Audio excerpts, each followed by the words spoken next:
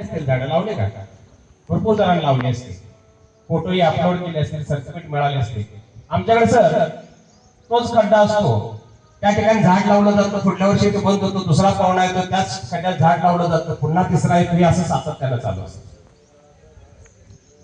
आपल्याकडे कसं असतंय, सकाळी नेता येऊन झाड लावतो, दुपारी बकरी येऊन खाऊन जाते, संध्याकाळी कार्यकर्ते बकरीला खाऊन टाकतात, फिट्टम फिट्ट सगळं असतं.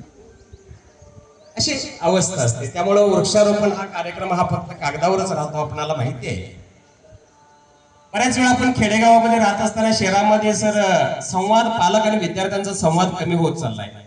बराचसा संवाद आपला पूर्णपणे कमी झालाय. पालकाशी असू दे, कधी आपल्याला आठवतं का बघा विद्यार्थी मित्रांनो, पालक जवळ आल्या, डोक्यावरून हात फिरवले, त्याची चौकशी केल्या, शाळेत काय शिकवलं, तो अभ्यास करतोस का, कधी चौकशी करतात का बघा.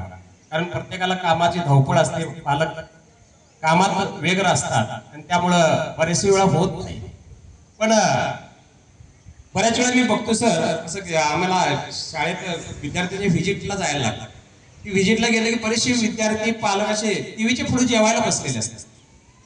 एकत्रित कुटुंब पद्धतीमध्ये मालिका बघत बघत टीव्हीवर जेवायला बसतात आणि जेवायला बसलं की ते टीव्हीवर जाहिरात लागते बघा, टॉयलेट कशानं धुवायचं असते की नाही हो, हार्पिकची. ती जेवायला असते, त्यात आई म्हणते की तुला आणखी आमटी वाढू, चाललेलं असतं. आपण खात असतो, संस्कार असतात आपले, हे की बघा. भगवान गौतम बुद्ध एकदा जंगलातून असंच फिरता फिरता एका जंगलामधून जात असताना त्याला तहान लागलेली असते. जंगलामध्ये आजूबाजूला वस्ती वगैरे काही दिसत नाही. बराच वेळ शोधता शोधता एक झोपडी दिसते आणि त्या झोपडीच्या पुढं भगवान गौतम बुद्ध वाट बघून म्हणतात, कोण आहे का? तर एक म्हातारी चालत चालत येते आणि ती म्हणते, मग काय पाहिजे बाबा? ती म्हटलं जरा पाणी मिळेल का? म्हातारी म्हणजे पाणी मिळेल. त्याला मडक्यामध्ये छान सुंदर पाणी दिलं. पाणी दिलं भगवान गौतम बुद्धांना बरं वाटलं आणि मग हळूच म्हटले, म्हातारी जरा काय खायला मिळेल का?